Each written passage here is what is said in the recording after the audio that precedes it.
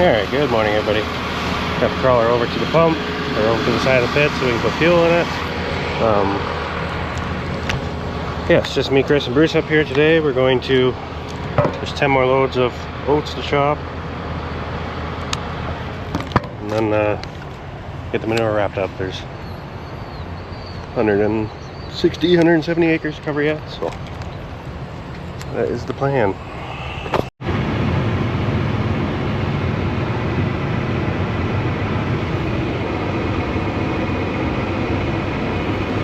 We're running the crawler for a little bit. The GPS doesn't really work the greatest once it starts getting hung up on sandbars. Like, the tires are only about a foot off the bottom right now. And there's an option to enable the wheels to turn. It'll drive the wheels to get itself unstuck, but it doesn't seem to want to do that. So it kind of just sits there and tries turning itself to get out, which works half the time, but I don't know.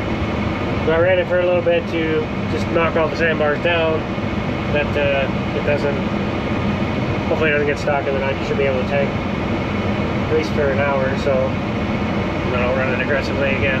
But yeah, this is tanking poo. It's tanking poo. It's not very exciting. There's also no spot in this cab to stick the GoPro to, and we're quite confident that an injector has failed on this tractor because she's not vibrating anyway, so not great.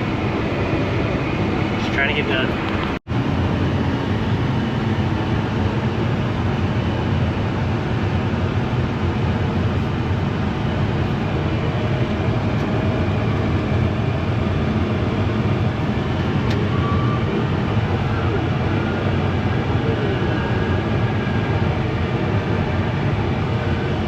I could just edit that out to be the first time.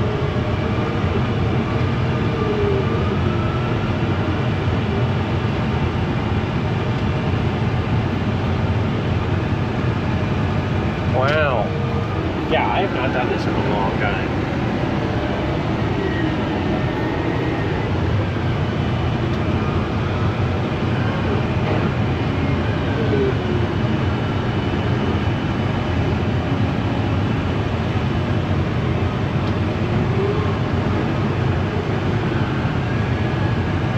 Embarrassing.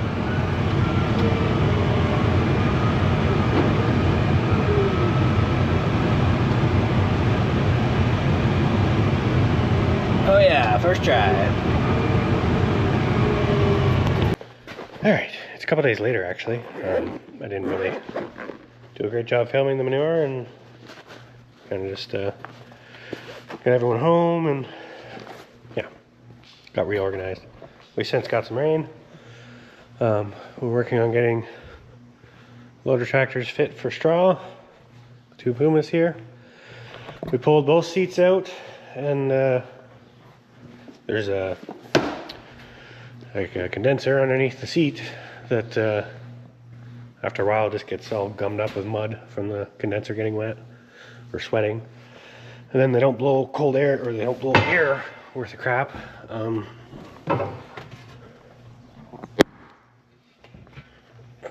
Going on here. So yeah, you pull the seat ahead to get to, like, the fan sits here. Get those 4 screws out. You can pry the fan shroud out enough to blow the condensers out, and you can take that little cover off. Don't give you much room to work, which is annoying, but do it now so nobody's complaining about not having AC. Yeah.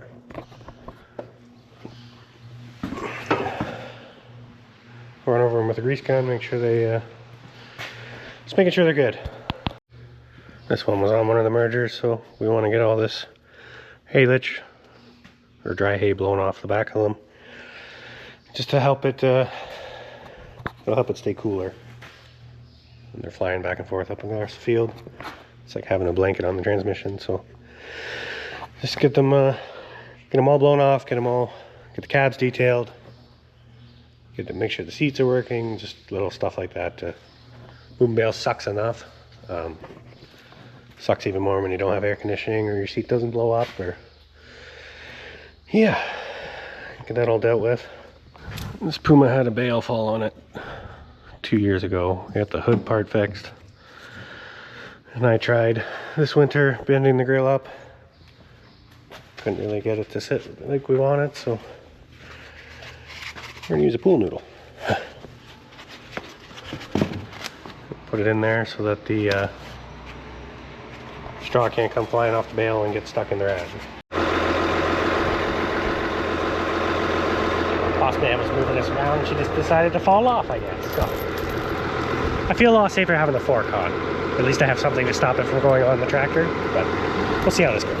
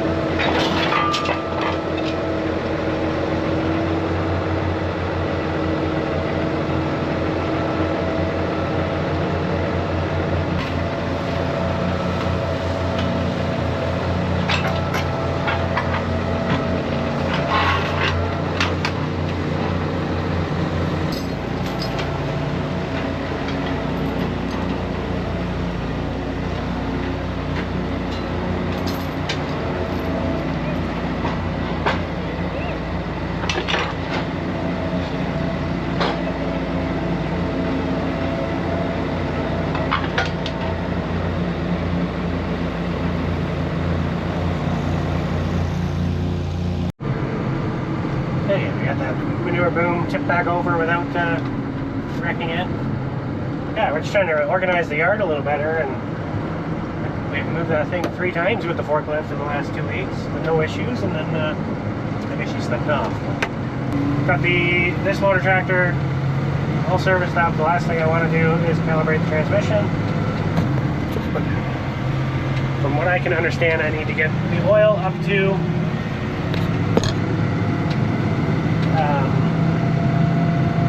no less than 60 degrees Celsius, which is, pretty sure it's got like 140 Fahrenheit.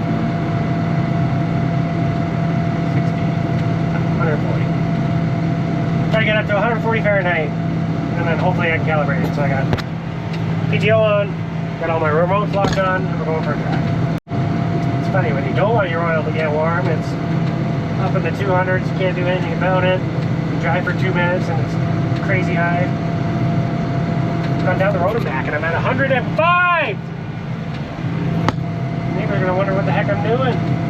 I guess while I'm driving up and down the road, this is an adapter to go from, well, it was a tractor with a front link on our old snow blade. And then we went and got a new silage blade and we just used that last year for snow. So I'd like to take the adapter off, put it on the back of this tractor, and I want to build a new bale fork, put that old bale fork, a 3-spear bale fork, on the back of the tractor so that we can really move straw. We do a lot of stacking of bales because we have a customer that comes and hauls his own bales away. We just have to load them. So normally we wait until we got 500, 600 bales baled. We just stack them all, so if it does rain, they don't get all wet. And yeah, then it just comes and grabs them. So that works pretty good. But when you're stacking, you try and make a stack a decent size. If you want to have ideally 1 load or 2 loads in a stack, so you spend a lot of time driving around with bales on your forks. But if we can grab 3 on the front, 3 on the back, speed things up a little bit. So, seen on TikTok.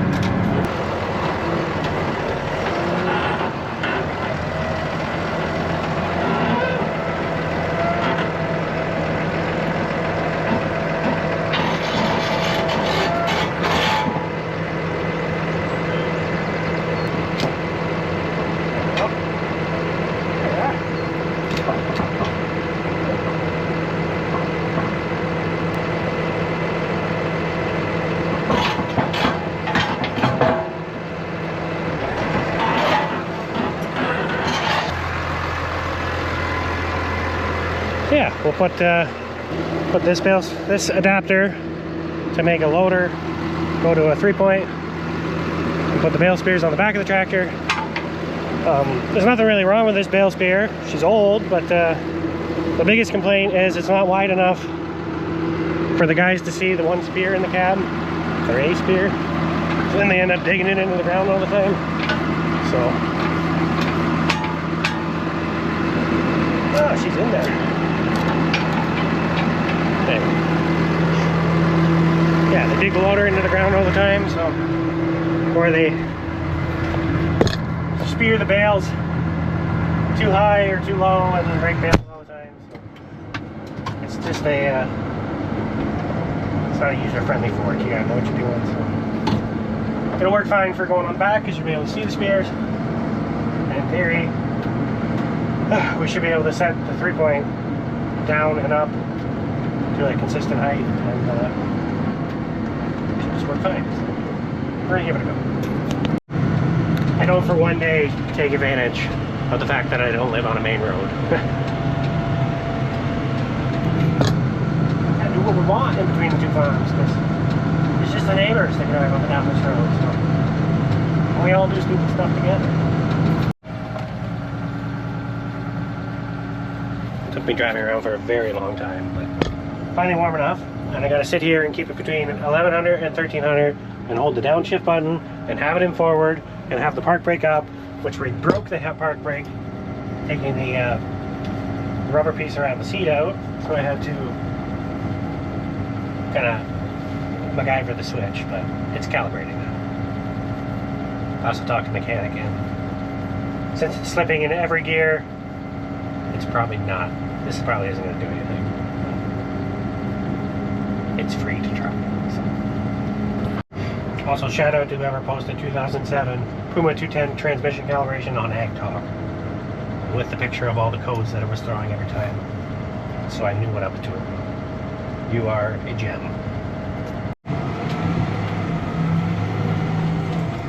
Breaking my or speed limit law in my yard.